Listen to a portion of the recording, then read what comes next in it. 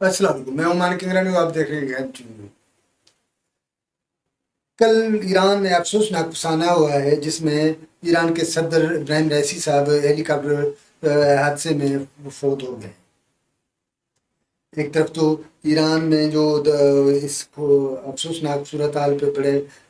گہرا صدمہ رسا ہے عوام کو، اور اس جو پورے ایران میں اس حوالے سے صدمہ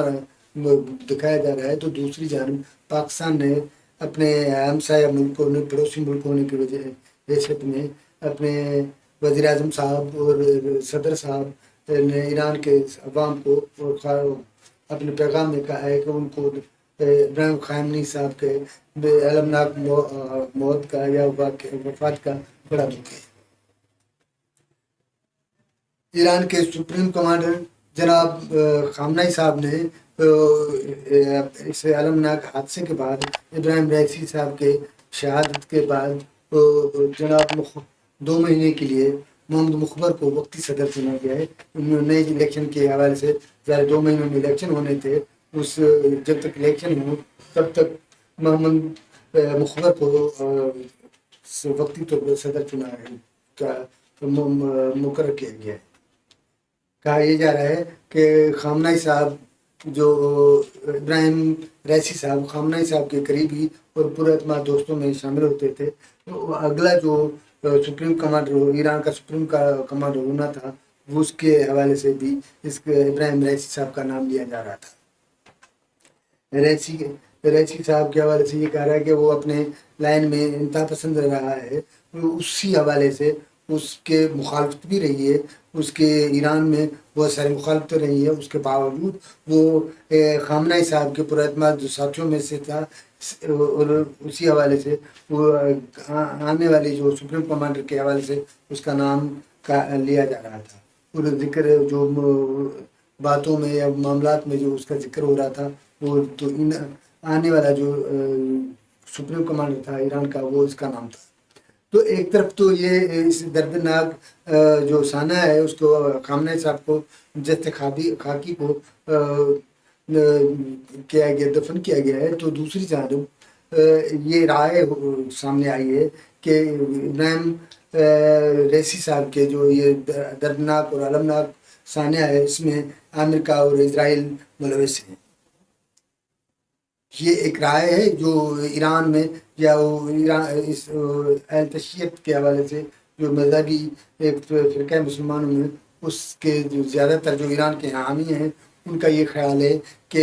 اس وقت تک بہت ساری پابندیاں ہیں اسرائیل پہ، اور امریکہ کی جانب سے مختلف پابندیاں ابھی تک قریبی میں جو ایران اور اسرائیل کے درمیان میزائلوں کی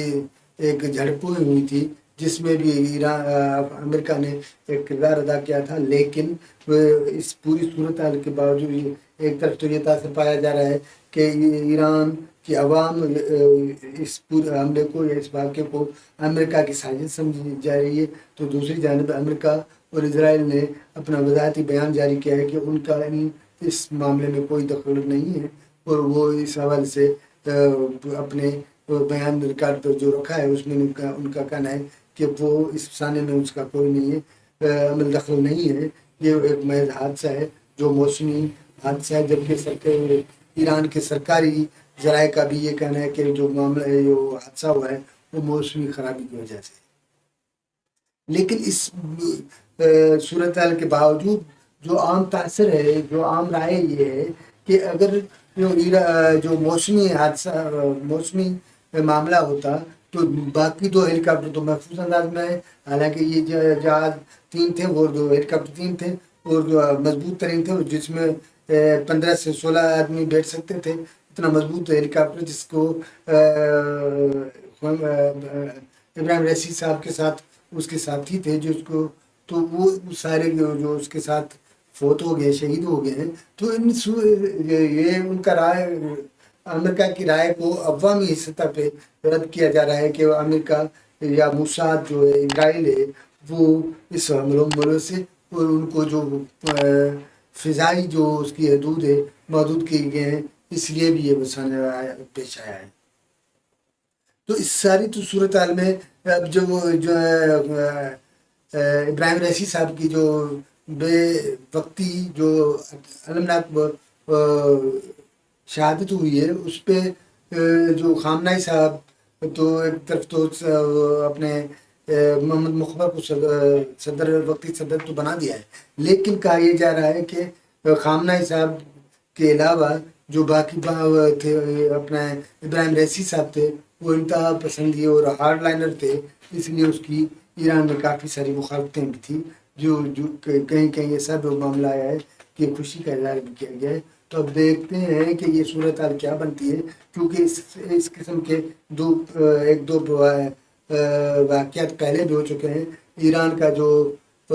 آرمی چیف تھا جو سلطانی صاحب، اس کو بھی امریکہ کی جانب سے ڈرون حملوں میں مارا شہید کیا گیا تھا۔ تو اسی طرح پاکستان کا بھی ایک اس قسم کا واقعہ ہے، جو